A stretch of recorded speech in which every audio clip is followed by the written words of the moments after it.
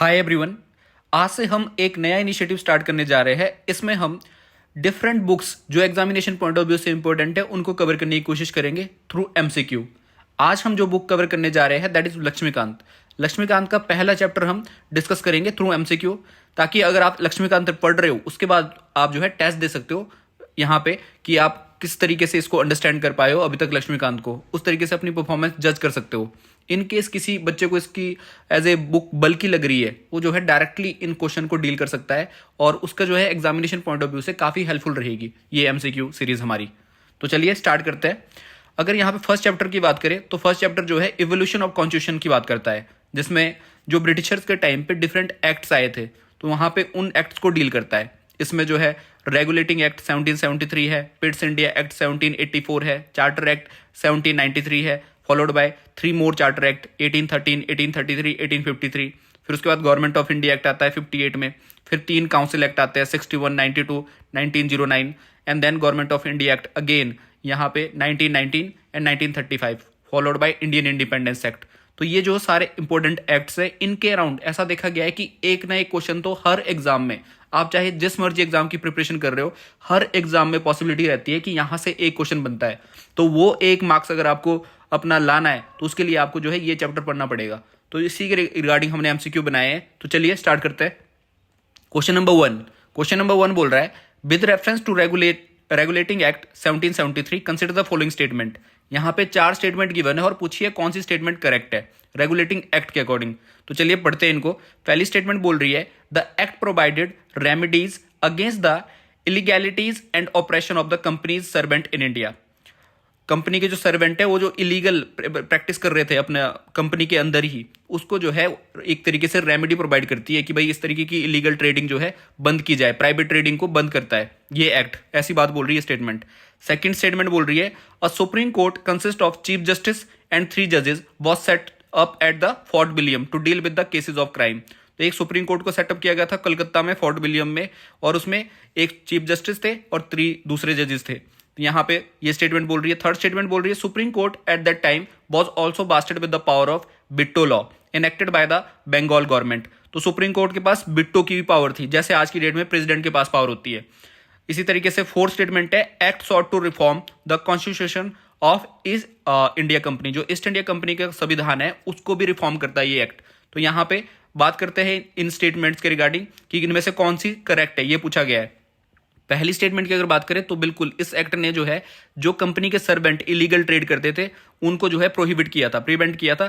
तो ये जो है बिल्कुल सही स्टेटमेंट है। सुप्रीम कोर्ट की अगर बात करें बिल्कुल सेटअप किया गया था वहां पे कलकत्ता में, और एक चीफ जस्टिस था, 3 अदर जजेस थे इसके साथ साथ। लेकिन ये हम ये कह सकते हैं कि बिट्टो की कोई बात नहीं कही थी कि सुप्रीम कोर्ट के पास कोई बिट्टो नहीं था। तो ये थर्ड स्टेटमेंट है ये गलत है। And the fourth statement is true again कि ये जो है एक रिफॉर्म था किसमें, constitution of East India company. तो यहाँ पे 1 2 3 या 1 2 4 ये स्टेटमेंट सही है। अगर आप जनरली इसकी बात करो रेगुलेटिंग एक्ट की, तो रेगुलेटिंग एक्ट जो है ये डील करता है कि यहाँ पे जो गवर्नर हुआ करते थे बंगाल को उनको गवर्नर जनरल बना दिया गया, और वॉरेन हस्टिंग पहले गवर्नर जनरल बने थे।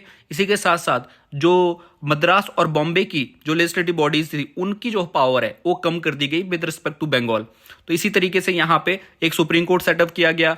गवर्नर के अंदर जो है गवर्नर जनरल जो बने उनके पास एक बॉडी बनाई गई कि उनको जो है असिस्ट करेंगे, 4 पर्सन होंगे उनके साथ गवर्नर जनरल के साथ उनकी कैबिनेट में। तो इस तरीके से जो है एक एसोसिएशन बनाई गई। उसके साथ साथ यहाँ पे जो प्राइवेट ट्रेड था उसको क्लोज कर दिया गया। कंपनी के जो प्राइवेट ट्रेड करते थे कंपनी के एम्प्लॉय उनको क्लोज कर दिया गया। तो इस प्रकार के बहुत सारे रिफॉर्म्स लाए गए। इवन कोर्ट ऑफ डायरेक्टर जो है सेटअप किया गया। तो यहाँ पे इस तरीके के रिफॉर्म जो है इस एक्ट के थ्रू आए थे। इसका आंसर क्या बनना था, दैट इज बी 1 2 एंड 4। तो इस तरीके के क्वेश्चन यहां से बन सकता है। नेक्स्ट क्वेश्चन देखते हैं। क्वेश्चन क्या बोल रहा है, consider the following statement. 3 statement given है और पूछिए कौन सी स्टेटमेंट करेक्ट है। पिट्स इंडिया एक्ट जो कि कब आया था 1784 में, 1784 में एक्ट आया था। तो इस एक्ट के रिगार्डिंग जो है यहाँ पे स्टेटमेंट है, 3 स्टेटमेंट डील करते हैं, करेक्ट पूछा है कि करेक्ट कौन सी है। पहली स्टेटमेंट बोल रही है Pitt's India act the member of the governor general council were reduce to 3। जैसे मैंने कहा कि गवर्नर जनरल काउंसिल में मेंबर कितने थे under regulating act, that was 4 member plus governor general. अब यहां पे ये बोल रहा है कि गवर्नर जनरल काउंसिल में मेंबर जो है उनकी संख्या 3 कर दी गई। दूसरी स्टेटमेंट बोल रही है Pitt's India act abolish the monopoly of the companies trade in India, company के जो ट्रेड होता था इंडिया में उसकी मोनोपोली को खत्म कर दिया इस एक्ट ने। And the third statement is saying कि by Pitt's India act through a supplementary act governor general was empowered to hold office of commander in chief in special case. तो इनमें से कौन सी स्टेटमेंट करेक्ट है? पहली statement जो है बिल्कुल करेक्ट है, बिकॉज यहां पे गवर्नर जनरल की जो काउंसिल है उसके मेंबर को रिड्यूस कर दिया गया था, पहले 4 थे अब 3 कर दिया गया था। दूसरी स्टेटमेंट जो बोल रही है मोनोपोली की बात कर रही है, मोनोपोली जो है खत्म हुई थी ईस्ट इंडिया कंपनी की बाय चार्टर एक्ट 1813, जहां पे चाइना और ट्रेड इन टी में सिर्फ मोनोपोली बची थी, बाकी सभी में मोनोपोली को खत्म कर दिया गया था। और जो थर्ड स्टेटमेंट बोल रही है कि यहाँ पे एक सप्लीमेंट्री एक्ट आया था, बिल्कुल आया था सप्लीमेंट्री एक्ट 1786 में, और इस सप्लीमेंट्री एक्ट के थ्रू जो है एम्पावर किया गया था गवर्नर जनरल को कमांडर इन चीफ की स्पेशल पावर। तो इस तरीके से जो है ये जो स्टेटमेंट है होल्ड रहती है, सही स्टेटमेंट है। तो यहाँ पे कौन सी स्टेटमेंट गलत है और कौन सी स्टेटमेंट सही है? That is first and 3 statement is true and the second statement is wrong. तो यहाँ पे आंसर होना था हमारा that is C should be the answer. अगर हम पिट्स इंडिया एक्ट की बात करें तो यहाँ पे एक डिस्टिंग्विशन की गई थी, इसमें जो कमर्शियल फंक्शन होते हैं कंपनी के और जो पॉलिटिकल फंक्शन है उनको अलग कर दिया गया था। कमर्शियल फंक्शन की अगर बात करें तो उसमें जो है कोर्ट ऑफ डायरेक्टर डील करेगा और पॉलिटिकल फंक्शन के लिए एक separate body board of control को बनाया गया था। तो इस तरीके की चीजें जो है आपको पता होनी चाहिए। यहाँ पे पहली बार कंपनी की टेरिटरी को इंडिया में ब्रिटिश पोजेशन इन इंडिया भी कहा गया था। तो इस तरीके की टर्म जो है आपको पता होनी चाहिए कि ये जो है पिट्स इंडिया एक्ट के रिगार्डिंग है। उसके साथ बात करते हैं क्वेश्चन नंबर 3 की। क्वेश्चन नंबर 3 बोल रहा है कंसिडर द फॉलोइंग स्टेटमेंट। यहां पे चार्टर एक्ट की बात हो रही है 1813 में चार्टर एक्ट आया था, उसके रिगार्डिंग 3 स्टेटमेंट है और पूछा है कौन सी स्टेटमेंट करेक्ट है इनमें से। ये चार्टर एक्ट की स्टेटमेंट, पहली स्टेटमेंट बोल रही है it ended the trade monopoly of East India company in India except for trade in tea and trade with China. दूसरी स्टेटमेंट बोल रही है it asserted the sovereignty of the British crown over the Indian territory held by the company. Company के द्वारा जो India की territory held है, जो भी टेरिटरी है उसके ऊपर सोवरेनिटी जो है ब्रिटिश क्राउन की एजर्ट करता है ये। और it the revenue of India was now controlled by British parliament. Parliament के द्वारा अब जो है रेवेन्यू कंट्रोल किया जा रहा है इंडिया का ब्रिटिश पार्लियामेंट के द्वारा। ये थर्ड स्टेटमेंट बोल रही है। तो इनमें से कौन सी स्टेटमेंट करेक्ट है यही पूछा है। पहली स्टेटमेंट की अगर बात करेंगे, जैसे मैंने कहा कि यहाँ पे ट्रेड मोनोपोली खत्म हुई थी इस एक्ट के थ्रू, लेकिन ट्रेड मोनोपोली सिर्फ किस में बची थी? In tea and trade with China. तो ये स्टेटमेंट सही है। दूसरी स्टेटमेंट की अगर बात करें सोवरेनिटी को, बिल्कुल इसको जो है ब्रिटिश सोवरेनिटी को एजर्ट करता है ये। यहाँ पे चाहे अगर इस एक्ट की जनरली मैं आपको बताऊं क्या क्या चीजें इस एक्ट के थ्रू आई थी, तो यहाँ पे मिशनरीज जितने भी इंडिया में अलाउ किए थे इस एक्ट के थ्रू किए थे। इसी तरीके से एजुकेशन के लिए पहली बार 1 लाख रुपीज सैंक्शन हुआ था इस एक्ट के थ्रू। इसी एक्ट के थ्रू जो है ट्रेड की बात हो रही है कि ट्रेड मोनोपोली कितनी रहेगी कितनी नहीं रहेगी, ये भी बात यही एक्ट करता है। तो साथ में जो है ब्रिटिश जो है सोवरेनिटी जो ब्रिटिश क्राउन की है वो भी एजर्ट करता है यही एक्ट। तो ये जो है ये भी सही स्टेटमेंट है। अगर आप थर्ड स्टेटमेंट की बात करें तो ये गलत स्टेटमेंट है, बिकॉज रेवेन्यू की जहां तक बात करें तो वहां पे ब्रिटिश पार्लियामेंट का अभी तक रोल नहीं है। तो ये थर्ड स्टेटमेंट गलत है और पहली 2 स्टेटमेंट सही है। तो कौन सा आंसर होगा हमारा? That is a should be the answer. Question number 4 की बात करते हैं। Consider the following statement about charter act 1833। इसमें 3 स्टेटमेंट अगेन गिवन है और पूछिए कौन सी करेक्ट है। पहली स्टेटमेंट को रीड डाउन करते हैं। 1833 के चार्टर एक्ट के रिगार्डिंग स्टेटमेंट है। पहली स्टेटमेंट बोल रही है this act ended the activity of East India company as a commercial body which became a purely administrative body. अब जो है ईस्ट इंडिया कंपनी पहले कमर्शियल बॉडी हुआ करती थी, लेकिन अब जो है कंप्लीटली वो एडमिनिस्ट्रेटिव बॉडी बन गई इस एक्ट के थ्रू। दूसरी स्टेटमेंट बोल रही है it introduce a system of open competition for the selection of civil servant की। सिविल सर्वेंट जो है जो आईसीएस ऑफिसर बनते थे वो इस एक्ट के थ्रू जो है इंट्रोड्यूस हुआ था ये। And the third statement is saying कि it provided that the companies territory in India were to be held in the name of his और हर मैजेस्टे। तो यहाँ पे उस मैजेस्टे के नाम पे, मतलब ब्रिटिश क्राउन के नाम पे कंपनी की टेरिटरी इंडिया में रहेगी, ये इस एक्ट ने बोला था। कंपटीशन जो है आईसीएस सर्विसेज इस एक्ट ने स्टार्ट की थी। तो इनमें से कौन सी स्टेटमेंट करेक्ट है ये पूछा है। अगर पहली स्टेटमेंट की बात करें तो बिल्कुल सही है कि यहाँ पे कमर्शियल बॉडी हुआ करती थी ईस्ट इंडिया कंपनी, अब जो है कंप्लीटली एडमिनिस्ट्रेटिव बॉडी बन चुकी थी इस एक्ट के थ्रू।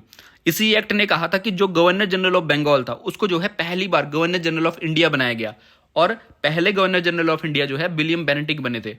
इसी एक्ट के थ्रू अगर बात करें तो यहाँ पे कोशिश जरूर हुई थी ओपन कंपटीशन के लिए कि भाई सिविल सर्वेंट के रिगार्डिंग ओपन कंपटीशन होना चाहिए, लेकिन यहाँ पे स्टार्ट नहीं किया था इस एक्ट ने। वो किसने किया था? 1853 में अगेन एक चार्टर एक्ट आया था, उसके थ्रू वो स्टार्ट हुआ था।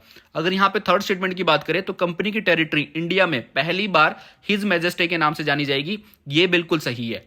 ये स्टेटमेंट भी सही है, इसी एक्ट के थ्रू ये बोला गया था। तो यहाँ पे आंसर क्या होगा? 1 and 3, 1 and 3 should be the answer. तो यहाँ पे जो पूछा है, यहाँ पे पूछा है ओनली 1, ओनली 2, ऑल 3 नन, तो only 2 should be the answer, that is B, B should be the answer. Question number 5 की बात करते हैं। Parliamentary system in India began with which of the following act. तो यहाँ पे 4 एक्ट मेंशन है, उनमें से किस एक्ट के through parliamentary system of India start हुआ था। इंडिया में पार्लियामेंट्री सिस्टम जो है किस एक्ट के थ्रू स्टार्ट हुआ था? पिट्स India act 1783, charter act 1853, government of India act 1935, government of India act 1919। इसका आंसर जो होगा that is charter act 1853। Charter act 1853 ने पहली बार सेपरेट किए थे फंक्शन लेजिस्लेटिव और एग्जीक्यूटिव के, और यहां पे इंडिया लेवल पे एक मिनी पार्लियामेंट कॉन्स्टिट्यूट की थी, लेजिस्लेटिव कॉन्स्टिट्यूट की थी अंडर दिस एक्ट। तो ये जो चार्टर एक्ट 1853 इंपॉर्टेंट है उस रेफरेंस में। साथ में आईसीएस सर्विसेज इस एक्ट के थ्रू स्टार्ट हुई है।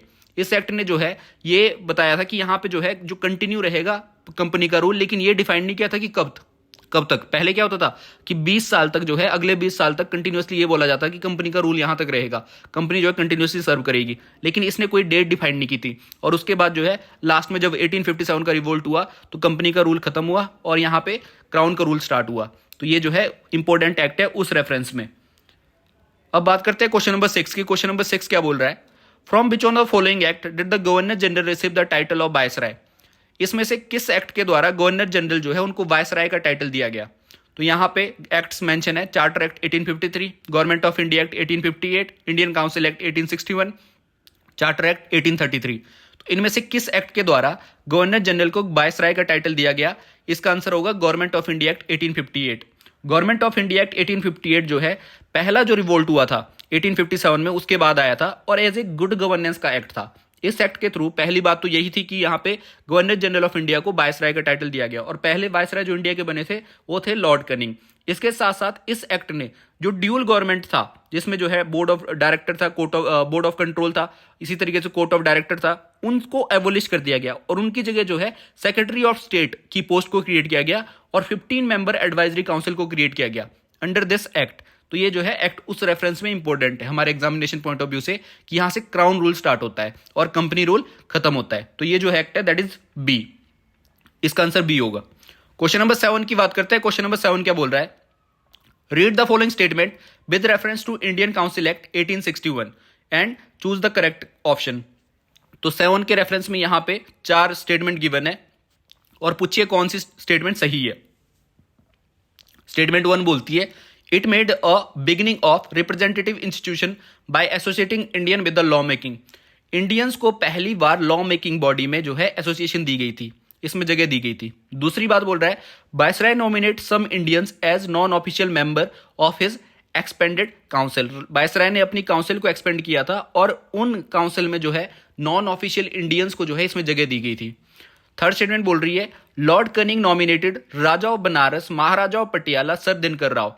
लॉर्ड कनिंग थे उस टाइम पे और उन्होंने 3 पर्सनैलिटी को इंडिया के नॉमिनेट किया था इसके लिए, जो कि राजा ऑफ बनारस थे, महाराजा ऑफ पटियाला थे और सर दिनकर राव थे। इसी तरीके से फोर्थ स्टेटमेंट बोल रही है restored legislative making power of Bombay and Madras. तो ये जो है एक्ट अगर बात करें 1857 जो इंडियन काउंसिल एक्ट है, इस रेफरेंस में 4 स्टेटमेंट गिवन है और पूछिए कि कौन सी स्टेटमेंट सही है। अगर यहां पे इन चारों स्टेटमेंट की बात करें तो चारों की चारों स्टेटमेंट सही है। 1856 अगर बात करें जो 1861 में जो एक्ट आया था उस एक्ट की, तो यहां पे नॉमिनेट किए गए थे पहली बार इंडियंस को as a non official member. जो एक्सपेंड की थी इन्होंने काउंसिल, उसमें नॉन ऑफिशियल मेंबर थे लेजिस्लेटिव बॉडी में। इसमें राजा ऑफ बनारस भी थे, महाराजा ऑफ पटियाला भी थे और सर दिनकर राव भी थे। इसके साथ साथ इन्होंने जो है डिसेंट्रलाइजेशन का प्रोसेस पहली बार स्टार्ट किया था। जो 1833 तक था वो सेंट्रलाइजेशन प्रोसेस था, कंप्लीट सेंट्रलाइजेशन ऑफ पावर थी, लेकिन 1861 में पहली बार डिसेंट्रलाइजेशन ऑफ पावर स्टार्ट हुई, जिसमें जो है रिस्टोर की गई पावर को मद्रास और बॉम्बे की लेजिस्लेटिव बॉडी की। इसके साथ साथ नई लेजिस्लेटिव बॉडी क्रिएट की गई बंगाल के लिए, पंजाब के लिए, नॉर्थ वेस्टर्न फ्रंटल प्रोविंस के लिए। इस तरीके से वायसराय के पास जो है बिट्टो पावर क्रिएट की गई, इसी तरीके से ऑर्डिनेंस मेकिंग पावर, तो इसी तरीके से पोर्टफोलियो पावर। यहाँ पे बहुत सारी ऐसी पावर जो है क्रिएट की गई थी इस एक्ट के थ्रू। तो ये जो है आपको पता होना चाहिए। क्वेश्चन नंबर 8 की बात करते हैं। क्वेश्चन नंबर 7 का आंसर जो हमारा होना था दैट इज डी, जिसमें चारों की चारों स्टेटमेंट करेक्ट है। क्वेश्चन नंबर 8 की बात करते हैं। Indian council act 1892 had which one of the following provision. इनमें से कौन कौन से प्रोविजन इंडियन काउंसिल एक्ट 1892 में गिवन है। यहाँ पे 3 स्टेटमेंट अगेन गिवन है और पूछिए कि कौन सी सही है, मतलब उस रेफरेंस में। तो यहाँ पे अगर बात करें पहली statement, that is budget could now be voted upon and can suggest the amendment. Budget के ऊपर जो है वोट किया जा सकता है और सुझाव दिए जा सकते हैं सुधार के। दूसरी स्टेटमेंट बोल रही है member got the right to ask the supplementary question. आप जो है सप्लीमेंट्री क्वेश्चन पूछ सकते हो, अगर कोई क्वेश्चन पूछ रहा है उसके ऊपर आप क्वेश्चन पूछ सकते हो कि किस तरीके से बजट डिस्ट्रीब्यूट होगा और क्या क्या स्कीम्स इंट्रोड्यूस की है गवर्नमेंट ने। उसके साथ साथ यहाँ पे budget can be discussed, budget के ऊपर डिस्कशन की जा सकती है। तो इनमें से कौन कौन सी पावर जो है इस एक्ट के थ्रू दी गई लेजिस्लेटिव बॉडी को। तो यहाँ पे अगर बात करें सेंट्रल लेजिस्लेटिव बॉडी की बात हो रही है, यहाँ पे इंडियन काउंसिल एक्ट के थ्रू 1892 के थ्रू कौन कौन सी बातें सही है। इनमें से जो तीनों स्टेटमेंट गिवन है सिर्फ थर्ड स्टेटमेंट सही है, rest of the two statement जो फर्स्ट एंड सेकंड है वो गलत है। अगर यहाँ पे बात करें आप, जो अमेंडमेंट सजेस्ट करने की बात हो रही है, इसी तरीके से सप्लीमेंट्री क्वेश्चन की बात हो रही है, ये जो है यहाँ पे मॉर्ले मिंटो रिफॉर्म के थ्रू हुआ था, जहां पे सप्लीमेंट्री क्वेश्चन पूछे जा सकते हैं बजट पे। जो है ये जो स्टार्टिंग में आया था 1892 के थ्रू, ये जो है सिर्फ बजट आप डिस्कस कर सकते हो, वो भी सेंटर डिस्कस कर रहा है। इसी के साथ साथ यहाँ पे पहली बार जो है इलेक्शन की बात हुई थी। इलेक्शन जो है यहाँ पे डायरेक्टली ऐसा नहीं बोला था कि वर्ड यूज किया था इलेक्शन, लेकिन इलेक्शन जो है अगर बात करें इन जनरल तो यहाँ से स्टार्ट हुई थी वो बात। तो यहाँ पे इनडायरेक्ट इलेक्शन की बात हुई थी पहली बार। तो यहाँ पे इसका आंसर अगर बात करें तो इसका आंसर बी होगा, 3 ओनली। क्वेश्चन नंबर 9 की बात करते हैं। क्वेश्चन नंबर 9 है consider the following statement with respect to Indian council act 1909। 1909 के इंडियन काउंसिल एक्ट को किसी और नाम से भी जाना जाता है, वो भी आपको पता होना चाहिए। तो उसके रिगार्डिंग जो है यहाँ पे स्टेटमेंट है, 3 स्टेटमेंट, और पूछिए कौन सी करेक्ट है। पहली स्टेटमेंट बोल रही है it provided for the association of Indian with the executive council of viceroy. दूसरी स्टेटमेंट बोल रही है it was commonly known as Montague Chelmsford reform. Third statement is saying it introduce separate communal electorate for Muslim. तो इनमें से कौन सी statement सही है इंडियन काउंसिल एक्ट के लिए, जो कि 1909 में आया था। तो इस एक्ट ने जो है इंडियंस को पहली बार एग्जीक्यूटिव काउंसिल में जगह दी वायसराय की, बिल्कुल सही स्टेटमेंट है। बिकॉज एसपी सिन्हा, सत्येंद्र प्रसाद सिन्हा पहले ऐसे पर्सन थे, लॉ ऑफिसर बने थे, जिनको एग्जीक्यूटिव काउंसिल में जगह मिली थी। इसके साथ साथ बात करते हैं, इस एक्ट को जो है मॉन्टेग्यू चैम्सफोर्ड रिफॉर्म नहीं बोलते थे, इस एक्ट को मॉर्ले मिंटो रिफॉर्म बोलते थे। और मॉर्ले मिंटो रिफॉर्म जो है, जो मिंटो थे वो वायसराय थे, और उनको जो है फादर ऑफ कम्युनल इलेक्टोरेट भी कहा जाता है, क्योंकि उन्होंने पहली बार सेपरेट इलेक्टोरेट इंट्रोड्यूस किया था मुस्लिमों के लिए। तो यहाँ पे 1 स्टेटमेंट सही है, तीसरी स्टेटमेंट सही है, लेकिन सेकंड स्टेटमेंट गलत है। तो यहाँ पे जो हमारा आंसर होगा that is B should be the answer, only 2। अगर यहाँ पे बात करें आप, जो ये एक्ट आया था मॉर्ले मिंटो रिफॉर्म, ये बहुत इंपॉर्टेंट एक्ट था अगर आप मुस्लिम की पॉइंट ऑफ व्यू से देखा जाए, बिकॉज जो कम्युनल इलेक्टोरेट है वो बहुत ही इंपॉर्टेंट हिस्सा है हमारे जो हिस्ट्री का, अगर बात करें मॉडर्न हिस्ट्री का। इसी के साथ साथ स्टार्ट होता है कम्युनलिज्म, जो इंडिया में अगर बात करें किस तरीके से हिंदू मुस्लिम डिवाइड हुआ, तो ये भी एक तरीके से प्रमोट कर रहा है उस डिवीजन को, उस रेफरेंस में ये इंपॉर्टेंट है। क्वेश्चन नंबर 10 की अगर बात करें, क्वेश्चन नंबर 10 बोल रहा है with reference to government of India act 1919 consider the following statement. Again 3 statement है और पूछिए आपसे कौन सी स्टेटमेंट करेक्ट है। पहली स्टेटमेंट 1919, जिसको मॉन्टेग्यू चैम्सफोर्ड रिफॉर्म भी बोलते हैं, उसके रेफरेंस में है। पहली statement, central legislator was authorised to make law for all of India, for all officers and common people whether they are in India or not. सभी के लिए जो है सेंट्रल लेजिस्लेटिव काउंसिल जो है लॉ बना सकती है, चाहे आप इंडिया में रहते हो, चाहे नहीं रहते हो, चाहे आप ऑफिसर हो, चाहे आप कॉमन पर्सन हो। सेकंड स्टेटमेंट बोल रही है it provided for the appointment of statutory commission to evaluate the reforms after 10 year of its coming into force. तो ये स्टेटमेंट जो है बोल रही है कि 10 साल बाद इवेल्युएट किया जाएगा ये एक्ट, जो गवर्नमेंट ऑफ इंडिया एक्ट 1919 है। और थर्ड स्टेटमेंट बोल रही है the term self government was used in the tax of government of India act 1919। तो इनमें से कौन सी स्टेटमेंट सही है। अगर आप पहली स्टेटमेंट की बात करो तो बिल्कुल सही है, ये एक्ट सभी पे अप्लाई होता है। दूसरी स्टेटमेंट की अगर बात करें तो स्टैट्यूटरी कमीशन बना था, जिसको साइमन कमीशन बोलते हैं। तो साइमन कमीशन जो है इसी एक्ट को इवेल्युएट करने के लिए बना था और रिफॉर्म सजेस्ट करने के लिए बना था। तो यहाँ पे सेकंड स्टेटमेंट भी सही है। थर्ड स्टेटमेंट जो है वो गलत है, यहाँ पे सेल्फ गवर्नमेंट नहीं होगा, यहाँ पे जो है रिस्पॉन्सिबल गवर्नमेंट के तौर पे जो है ये एक्ट लाया गया था। तो ये जो थर्ड स्टेटमेंट है उसमें सेल्फ गवर्नमेंट गलत है, rest of the 2 statement is true. तो इसका जो आंसर होगा that is B should be the answer, only 2 correct पूछा है। क्वेश्चन नंबर 11 की बात करते हैं, लास्ट क्वेश्चन है with reference to the feature of government of India act 1935 consider the following statement. 3 statement given है और पूछिए करेक्ट कौन सी है। पहली स्टेटमेंट बोल रही है it introduce for the first time bicameralism and direct election in the country. पहली बार इंडिया में बाइकैमरलिज्म को इंट्रोड्यूस किया गया, 2 चैम्बर होते हैं, एक चैम्बर जो है राज्यसभा, एक लोकसभा, इस तरीके की बात कर रही है। इसी तरीके से डायरेक्ट इलेक्शन को पहली बार इस एक्ट ने इंट्रोड्यूस किया। दूसरी स्टेटमेंट बोल रही है it abolished dyarchy in the provinces and introduce provincial autonomy in its place. पहली बार जो ड्यूल शासन होता था उसको खत्म किया प्रोविनेंशियल लेवल पे, और प्रोविनेंशियल लेवल पे ऑटोनॉमी दे दी, ज्यादा स्वतंत्रता दे दी प्रोविनेंस को। और थर्ड स्टेटमेंट बोल रही है it provide establishment of all India federation. All India federation जो है इस एक्ट के थ्रू बनी है, जिसमें प्रोविनेंस भी थी और प्रिंसली स्टेट भी थे। तो इनमें से कौन सी स्टेटमेंट करेक्ट है, ये पूछा है आपसे। अगर पहली स्टेटमेंट की बात करें तो ये गलत स्टेटमेंट है, बिकॉज ये जो इंट्रोड्यूस हुआ था बाइकैमरलिज्म और डायरेक्ट इलेक्शन, ये गवर्नमेंट ऑफ इंडिया एक्ट 1919 के थ्रू इंट्रोड्यूस हुआ था। बाइकैमरलिज्म जो है सस्टेन किया था इस एक्ट में, जहां पे 6 बाइकैमरलिज्म बने थे। तो यहाँ पे ये जो स्टेटमेंट है वो पहली बार के लिए गलत है। डायरेक्ट इलेक्शन भी उसी एक्ट के थ्रू इंट्रोड्यूस हुआ था 1919 के।